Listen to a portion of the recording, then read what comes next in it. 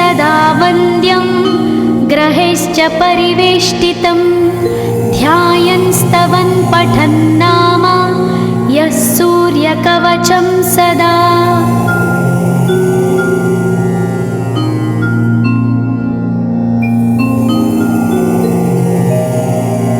कवचं गृणिः पातु शिरोदेशं सूर्यः पालं च पातु मे आदित्यो लोचने पातु श्रुतिपातः प्रभाकरः घ्राणं पातु सदा भानो अर्क पातु तथा।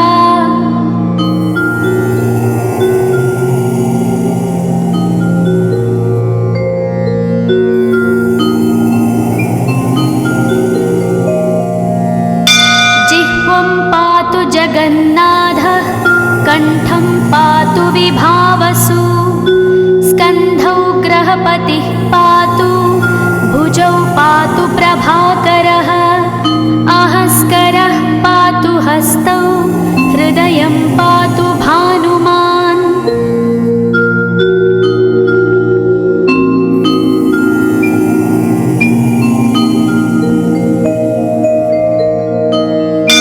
मध्यं च पातु सप्ताश्वो नाभिं पातु नभोमणिः द्वादशात्मा कटिं पातु सविता पातु सक्तिनी ऊरू पातु सुरश्रेष्ठो जानुनी पातु भास्करः जङ्घे पातु च मार्ताण्डो गुल्फौ पातु त्विषाम्पतिः।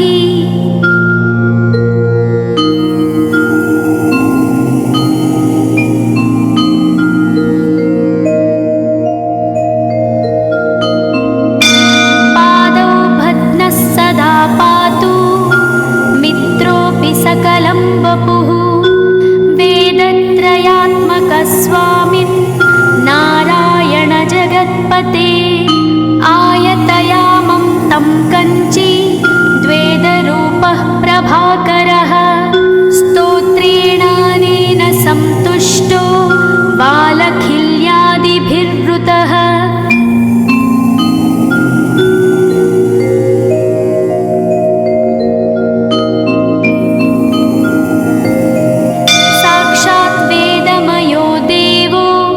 रथारूढः समागतः तं दृष्ट्या सहस्तोत्थाय दण्डवत् प्रणमन् भुवि कृताञ्जलिपुटो भूत्वा सूर्यस्याग्रे स्तुवत्तदा वेदमूर्तिः महाभागो ज्ञानदृष्टिर्विचार्य च ब्रह्मणा स्थापितं पूर्वं यथा यमाविवर्जितम्।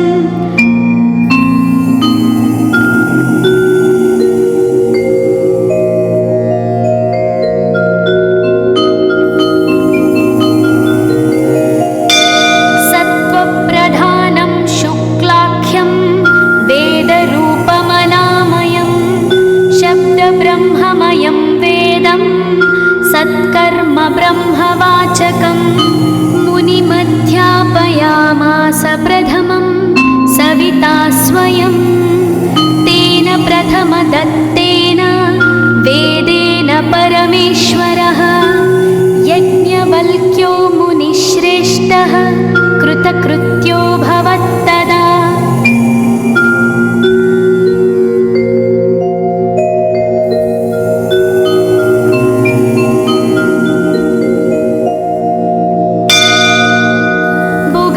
सकलान् वेदान् ज्ञातवान् सूर्यसन्निधौ इदं स्तोत्रं महापुण्यं पवित्रं पापनाशनं यः पठेच्छृणुयाद्वापि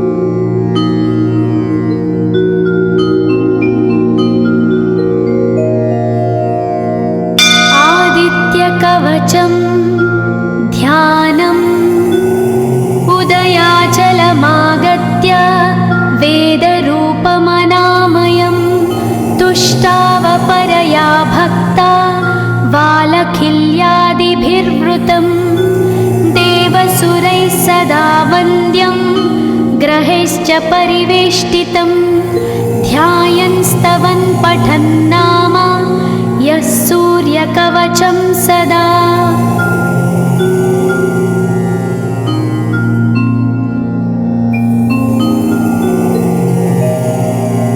कवचं गृणिः पातु शिरोदेशं सूर्यः पालं च पातु मे आदित्यो लोचने पातु श्रुतिपातः प्रभाकरः घ्राणं पातु सदा भानो अर्क पातु तथा।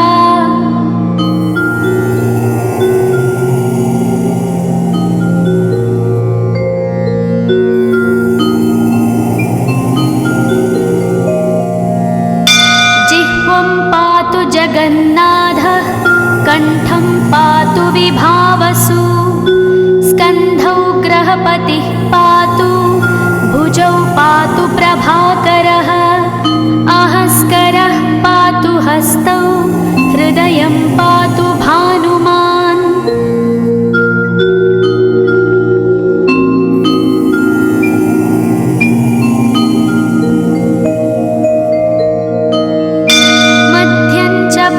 सप्ताश्वो नाभिं पातु नभोमणिः द्वादशात्मा कटिं पातु सविता पातु सक्तिनी ऊरू पातु सुरश्रेष्ठो जानुनी पातु भास्करः जङ्घे पातु च मार्ताण्डो गुल्फौ पातु त्विषाम्पतिः।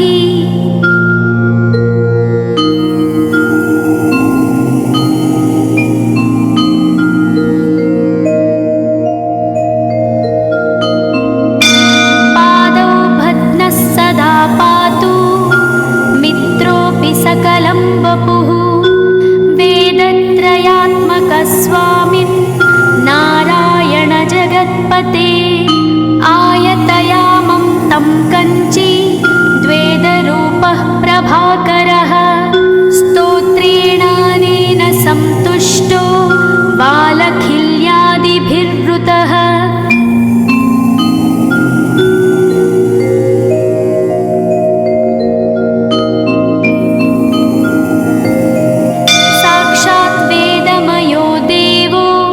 रथारूढः समागतः तं दृष्ट्या सहस्तोत्थाय दण्डवत् प्रणमन् भुवि कृताञ्जलिपुटो भूत्वा सूर्यस्याग्रे स्तुवत्तदा वेदमूर्तिः महाभागो ज्ञानदृष्टिर्विचार्य च ब्रह्मणा स्थापितं पूर्वं यथा यमाविवर्जितम्।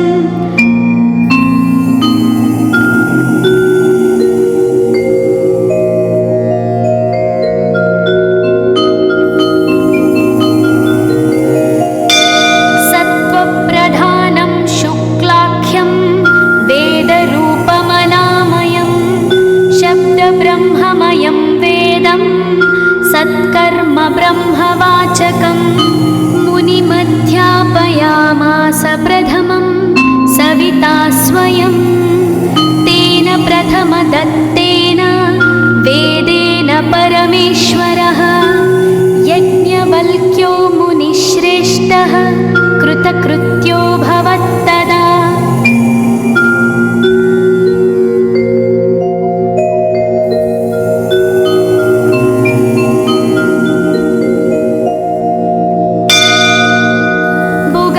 सकलान् वेदान् ज्ञातवान् सूर्यसन्निधौ इदं स्तोत्रं महापुण्यं पवित्रं पापनाशनं यः पठेच्छृणुयाद्वापि सर्वपापैः प्रमुच्यते वेदार्थज्ञानसम्पन्नः सूर्यलोकमवाप्नुयात्। पुराणे गौरीखण्डे आदित्यकवचं सम्पूर्णम्।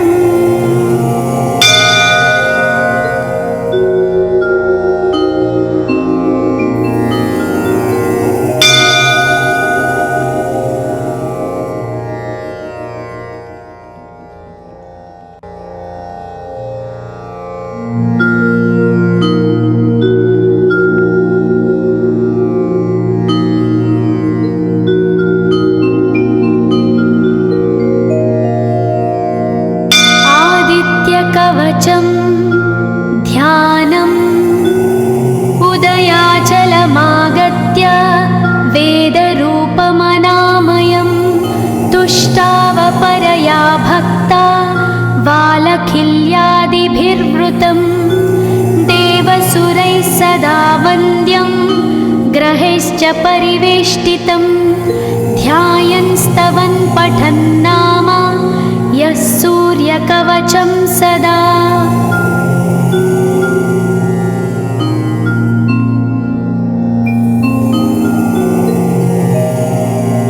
कवचं गृणिः पातु शिरोदेशं सूर्यः पालं च पातु मे आदित्यो लोचने पातु श्रुतिपातः प्रभाकरः घ्राणं पातु सदा भानो अर्कपातु तथा।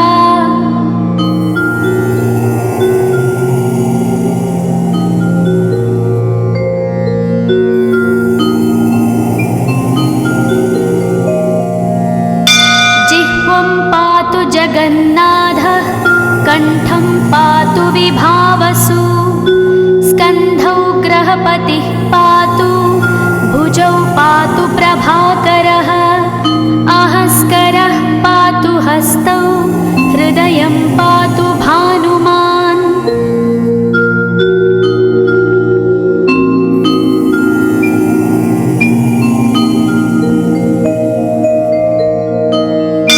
मध्यं च पातु सप्ताश्वो नाभिं पातु नभोमणिः द्वादशात्मा कटिं पातु सविता पातु सक्तिनी ऊरू पातु सुरश्रेष्ठो जानुनी पातु भास्करः जङ्घे पातु च मार्ताण्डो गुल्फौ पातु त्विषाम्पतिः।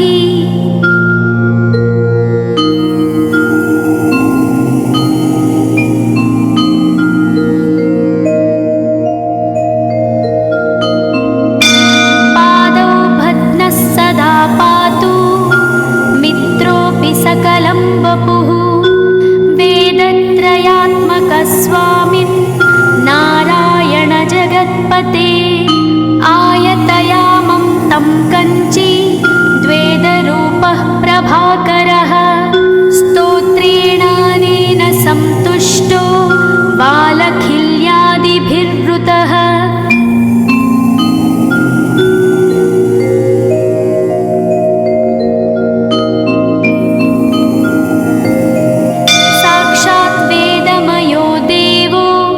रथारूढः समागतः तं दृष्ट्या सहस्तोत्थाय दण्डवत् प्रणमन् भुवि कृताञ्जलिपुटो भूत्वा सूर्यस्याग्रे स्तुवत्तदा वेदमूर्तिः महाभागो ज्ञानदृष्टिर्विचार्य च ब्रह्मणा स्थापितं पूर्वं यथा यमाविवर्जितम्।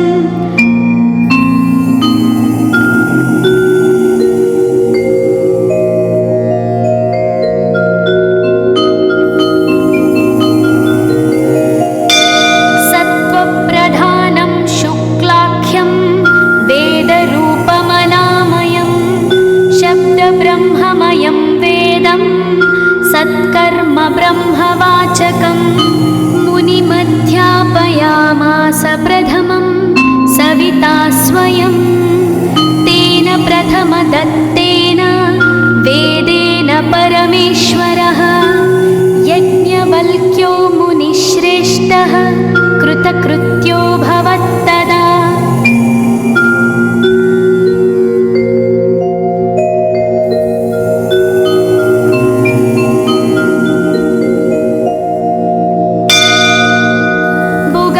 सकलान् वेदान् ज्ञातवान् सूर्यसन्निधौ इदं स्तोत्रं महापुण्यं पवित्रं पापनाशनं यः पठेच्छृणुयात्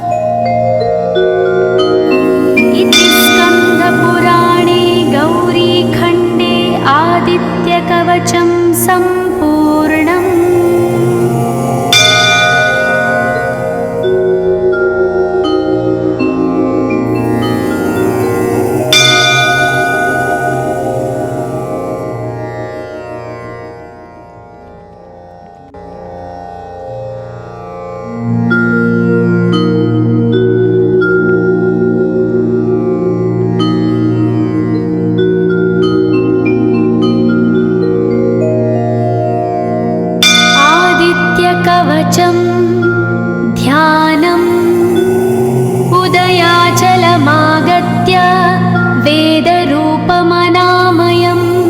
तुष्टावपरया भक्ता वालखिल्यादिभिर्वृतं देवसुरैः सदा वन्द्यं ग्रहैश्च परिवेष्टितं ध्यायन् स्तवन् पठन् नाम यः सूर्यकवचं सदा।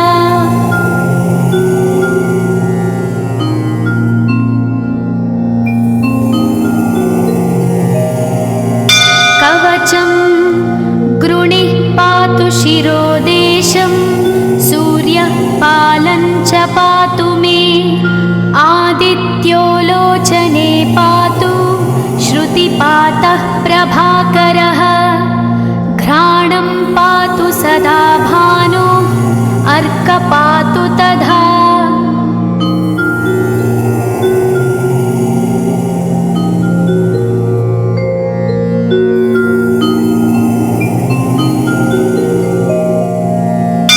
जिह्वं पातु जगन्नाथः कण्ठं पातु विभावसु स्कन्धौ ग्रहपतिः पातु भुजौ पातु प्रभाकरः अहस्करः पातु हस्तौ हृदयं पातु भानुमान्।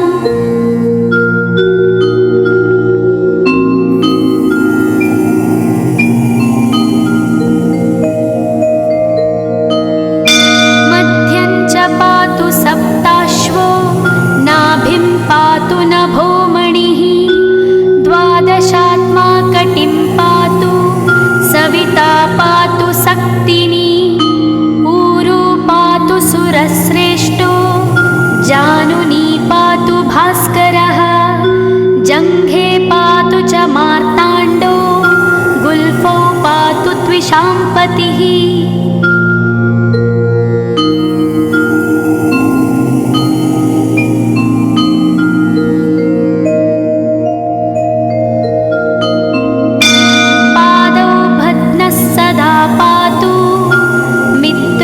सकलं वपुः वेदत्रयात्मकस्वामिन् नारायण जगत्पते आयतयामं तं कञ्ची द्वेदरूपः प्रभाकरः स्तोत्रेणानेन सन्तुष्टो वालखिल्यादिभिर्वृतः।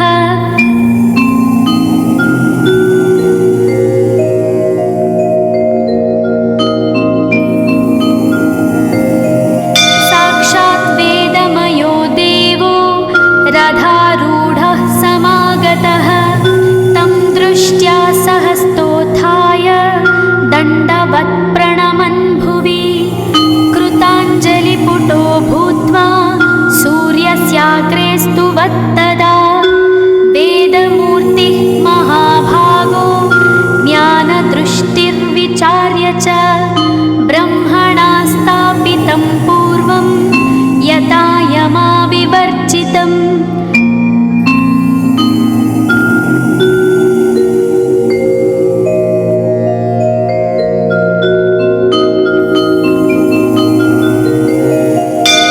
सत्त्वप्रधानं शुक्लाख्यं वेदरूपमनामयं शब्दब्रह्ममयं वेदं सत्कर्म ब्रह्मवाचकं मुनिमध्यापयामास प्रथमं सविता स्वयं तेन प्रथमदत्तेन वेदेन परमेश्वरः यज्ञवल्क्यो मुनिश्रेष्ठः कृतकृत्यो भवत्तदा।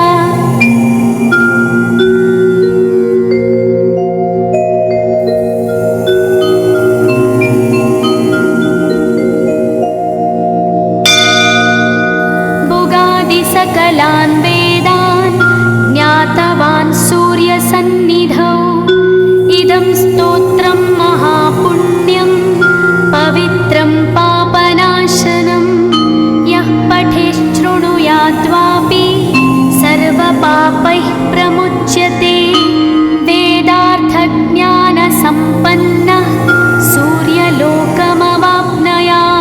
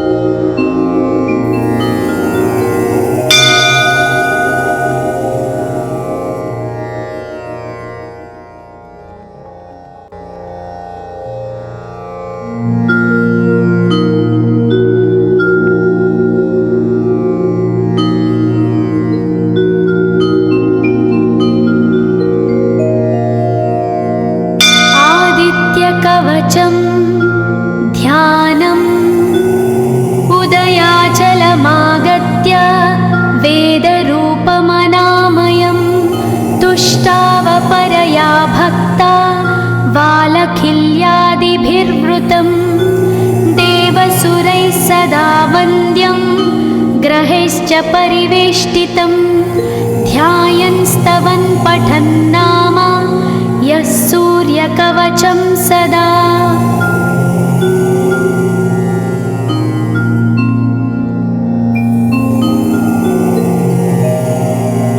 कवचं गृणिः पातु शिरोदेशं सूर्यः पालं च पातु मे आदित्यो लोचने पातु श्रुतिपातः प्रभाकरः घ्राणं पातु सदा भानो अर्क पातु तथा।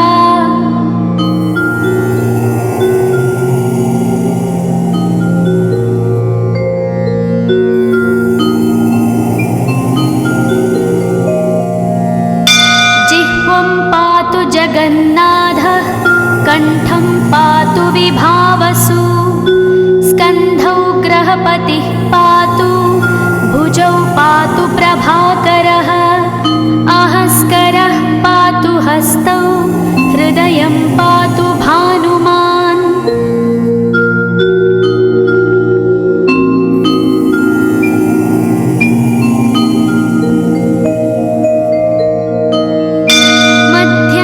पातु सप्ताश्वो नाभिं पातु नभोमणिः द्वादशात्मा कटिं पातु सविता पातु सक्तिनी ऊरू पातु सुरश्रेष्ठो जानुनी पातु भास्करः जङ्घे पातु च मार्ताण्डो गुल्फौ पातु त्विषाम्पतिः।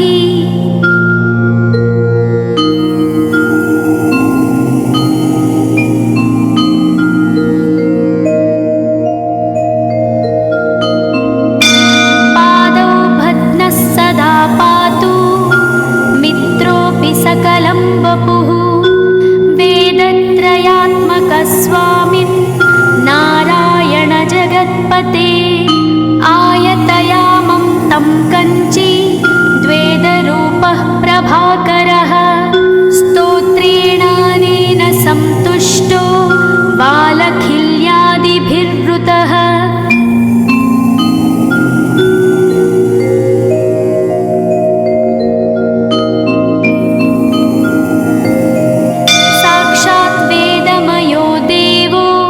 रथारूढः समागतः तं दृष्ट्या सहस्तोत्थाय दण्डवत् प्रणमन् भुवि कृताञ्जलिपुटो भूत्वा सूर्यस्याग्रे स्तुवत्तदा वेदमूर्तिः महाभागो ज्ञानदृष्टिर्विचार्य च ब्रह्मणा स्थापितं पूर्वं यथा यमाविवर्जितम्।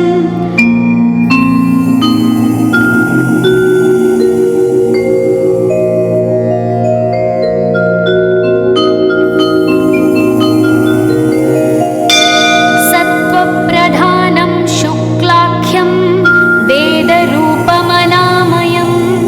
शब्दब्रह्ममयं वेदं सत्कर्म ब्रह्मवाचकम् मुनिमध्यापयामास प्रथमं सविता स्वयं तेन प्रथमदत्तेन वेदेन परमेश्वरः यज्ञवल्क्यो मुनिश्रेष्ठः कृतकृत्यो भवत्तदा।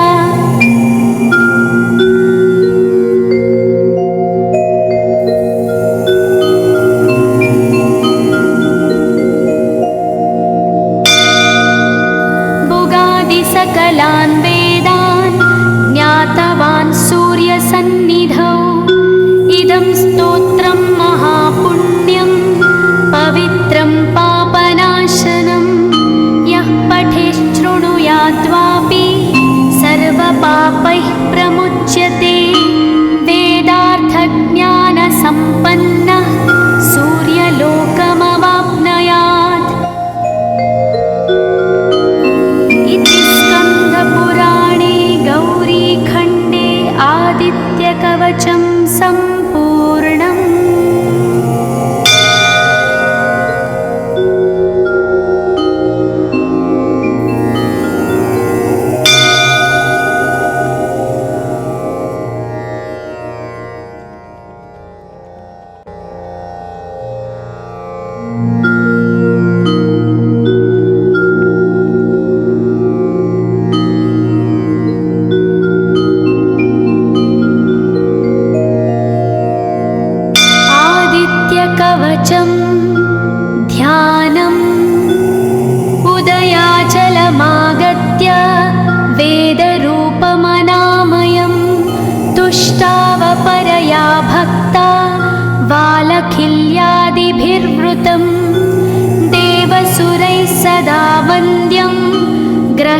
परिवेष्टितं ध्यायन् स्तवन् पठन् नाम यः सूर्यकवचं सदा।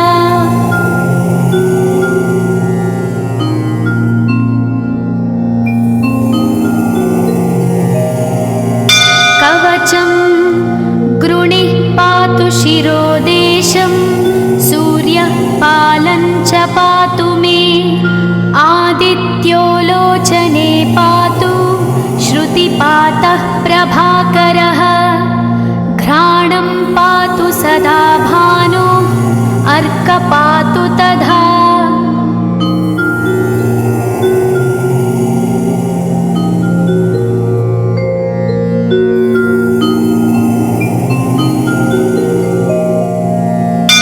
जिह्वं पातु जगन्नाथः कण्ठं पातु विभावसु स्कन्धौ ग्रहपतिः पातु भुजौ पातु प्रभाकरः अहस्करः पातु हस्तौ हृदयं पातु भानुमान्।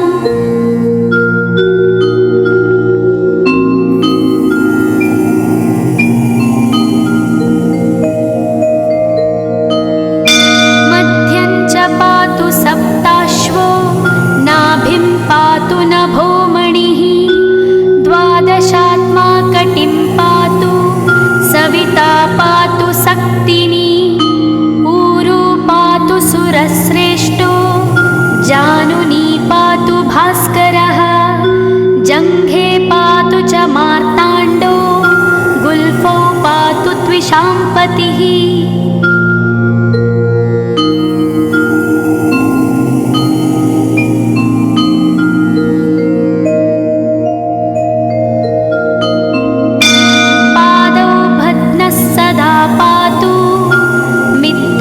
सकलं वपुः वेदत्रयात्मकस्वामिन् नारायण जगत्पते आयतयामं तं कञ्ची द्वेदरूपः प्रभाकरः स्तोत्रेणानेन सन्तुष्टो बालखिल्यादिभिर्वृतः।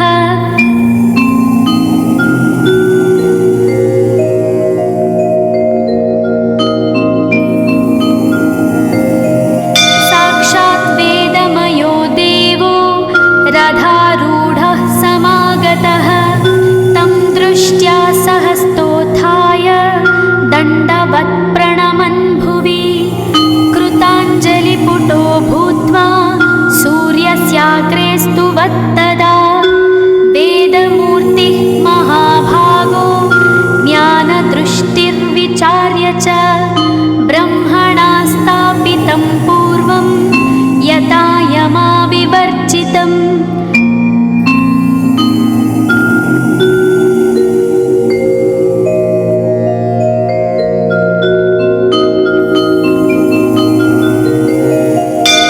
सत्त्वप्रधानं शुक्लाख्यं वेदरूपमनामयं शब्दब्रह्ममयं वेदं सत्कर्म ब्रह्मवाचकं मुनिमध्यापयामास प्रथमं सविता स्वयं तेन प्रथमदत्तेन वेदेन परमेश्वरः यज्ञवल्क्यो मुनिश्रेष्ठः कृतकृत्यो भवत्तदा।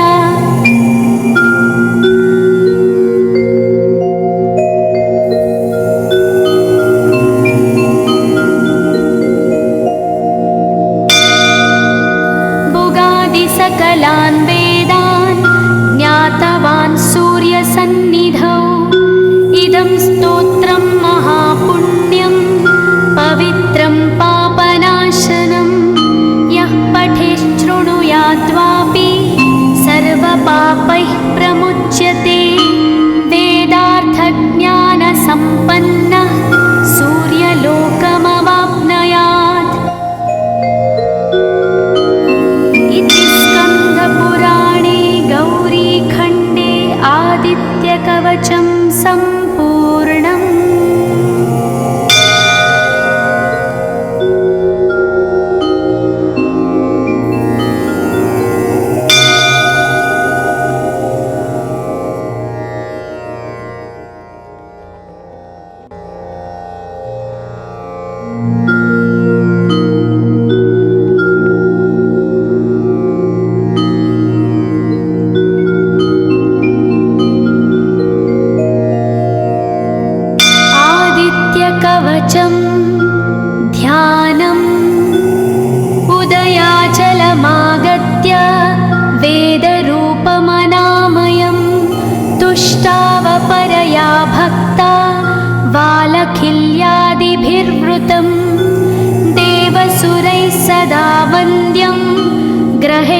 परिवेष्टितं ध्यायन् स्तवन् पठन् नाम यः सूर्यकवचं सदा।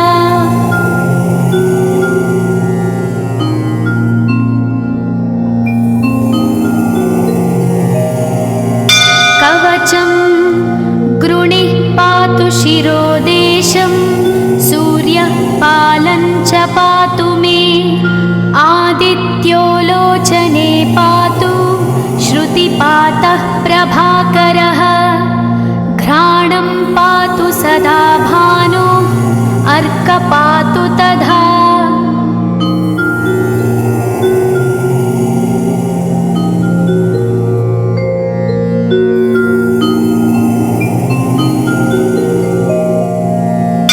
जिह्वं पातु जगन्नाथः कण्ठं पातु विभावसु स्कन्धौ ग्रहपतिः पातु भुजौ पातु प्रभाकरः अहस्करः पातु हस्तौ हृदयं पातु भानुमान्।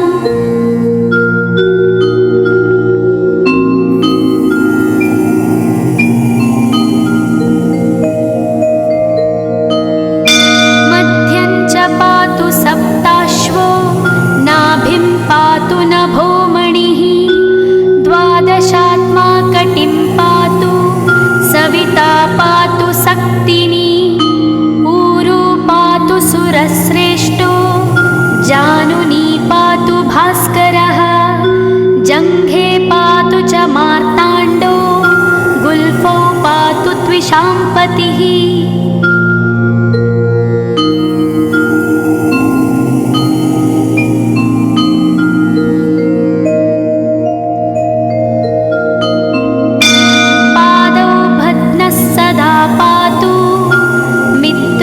सकलं वपुः वेदत्रयात्मकस्वामिन् नारायण जगत्पते आयतयामं तं कञ्ची द्वेदरूपः प्रभाकरः स्तोत्रेणानेन सन्तुष्टो बालखिल्यादिभिर्वृतः।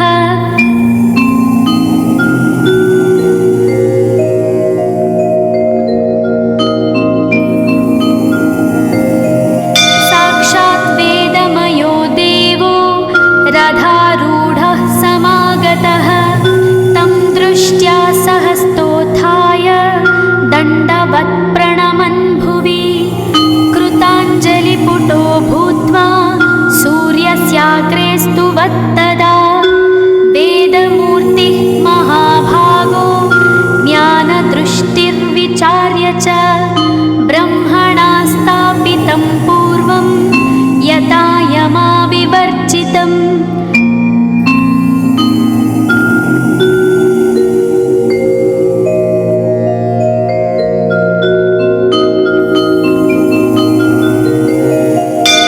सत्त्वप्रधानं शुक्लाख्यं वेदरूपमनामयं शब्दब्रह्ममयं वेदं सत्कर्म ब्रह्मवाचकम् मुनिमध्यापयामास प्रथमं सविता स्वयं तेन प्रथमदत्तेन वेदेन परमेश्वरः यज्ञवल्क्यो मुनिश्रेष्ठः कृतकृत्यो भवत्तदा।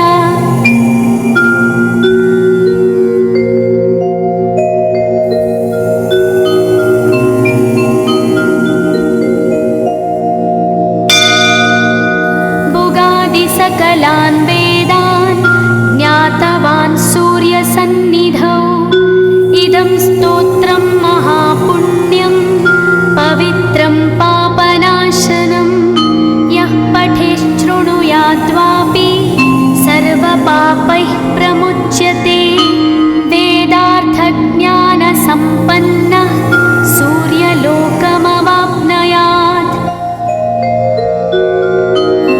इति स्कन्दपुराणे गौरीखण्डे आदित्यकवचं सम्पूर्णम्।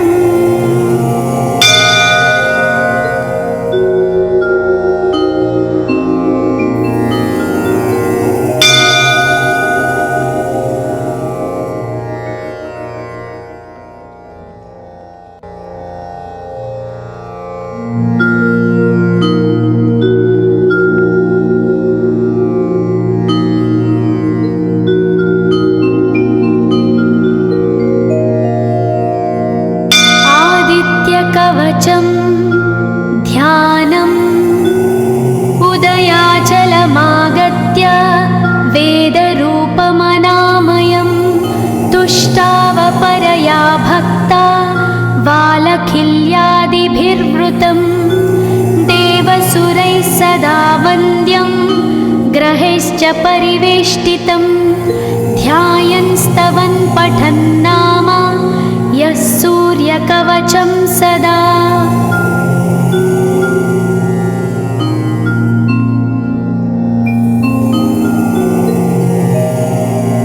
कवचं गृणिः पातु शिरोदेशं सूर्यः पालं च पातु मे आदित्यो लोचने पातु श्रुतिपातः प्रभाकरः घ्राणं पातु सदा भानो अर्कपातु तथा।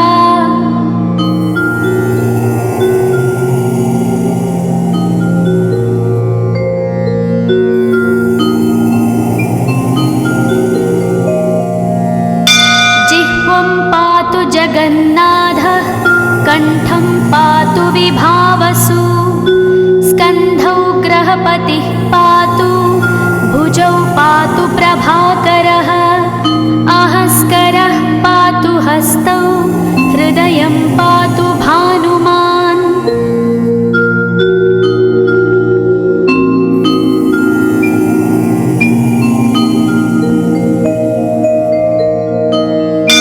मध्यं च पातु सप्ताश्वो नाभिं पातु नभोमणिः द्वादशात्मा कटिं पातु सविता पातु सक्तिनी ऊरू पातु सुरश्रेष्ठो जानुनी पातु भास्करः जङ्घे पातु च मार्ताण्डो गुल्फौ पातु त्विषाम्पतिः।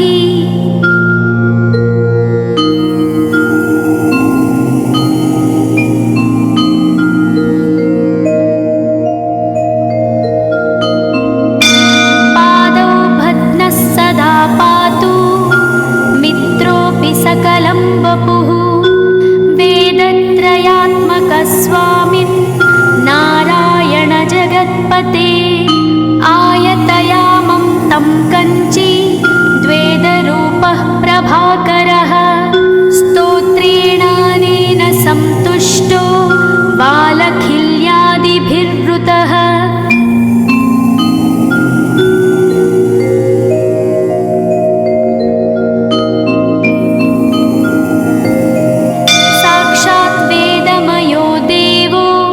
रथारूढः समागतः तं दृष्ट्या सहस्तोत्थाय दण्डवत् प्रणमन् भुवि कृताञ्जलिपुटो भूत्वा सूर्यस्याग्रे स्तुवत्तदा वेदमूर्तिः महाभागो ज्ञानदृष्टिर्विचार्य च ब्रह्मणा स्थापितं पूर्वं यथा यमाविवर्जितम्।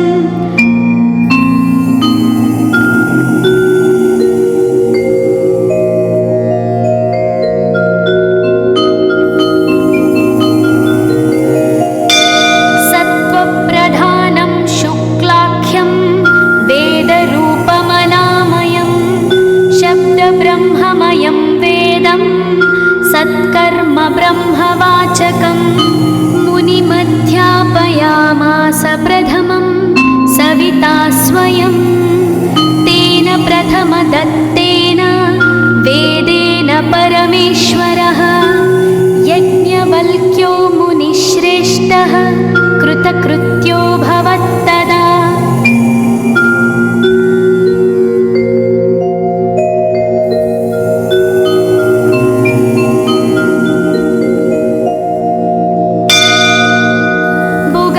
सकलान् वेदान् ज्ञातवान् सूर्यसन्निधौ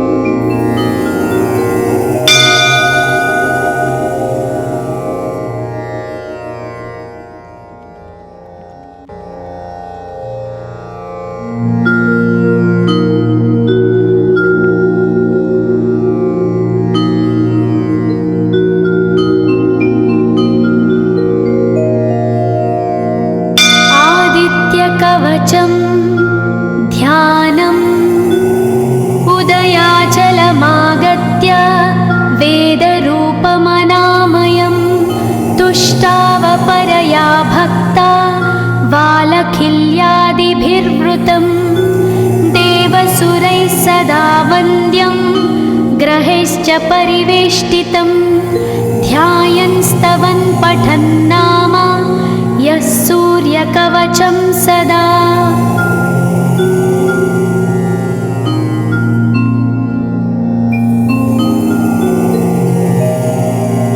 कवचं गृणिः पातु शिरोदेशं सूर्यः पालं च पातु मे आदित्यो लोचने पातु श्रुतिपातः प्रभाकरः घ्राणं पातु सदा भानो अर्क पातु तथा।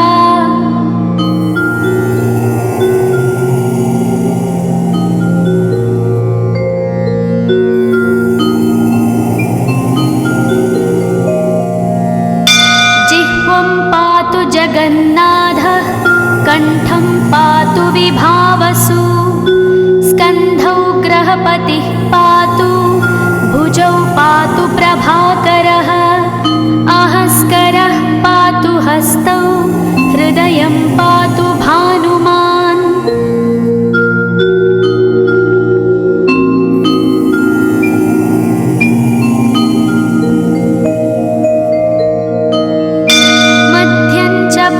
सप्ताश्वो नाभिं पातु नभोमणिः द्वादशात्मा कटिं पातु सविता पातु सक्तिनी ऊरू पातु सुरश्रेष्ठो जानुनी पातु भास्करः जङ्घे पातु च मार्ताण्डो गुल्फौ पातु त्विषाम्पतिः।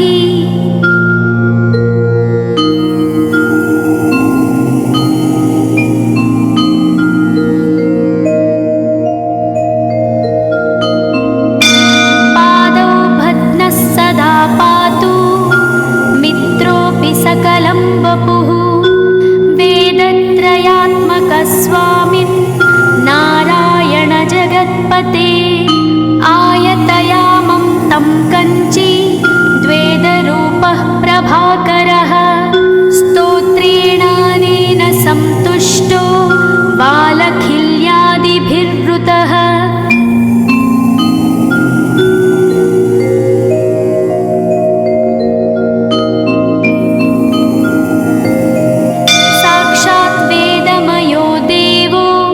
रथारूढः समागतः तं दृष्ट्या सहस्तोत्थाय दण्डवत् प्रणमन् भुवि कृताञ्जलिपुटो भूत्वा सूर्यस्याग्रे स्तुवत्तदा वेदमूर्तिः महाभागो ज्ञानदृष्टिर्विचार्य च ब्रह्मणा स्थापितं पूर्वं यथा यमाविवर्जितम्।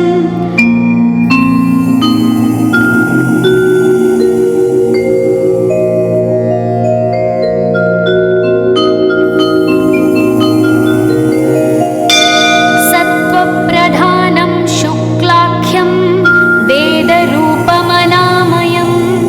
शब्दब्रह्ममयं वेदं सत्कर्म ब्रह्मवाचकम् मुनिमध्यापयामास प्रथमं सविता स्वयं तेन प्रथमदत्तेन वेदेन परमेश्वरः यज्ञवल्क्यो मुनिश्रेष्ठः कृतकृत्यो भवत्तदा।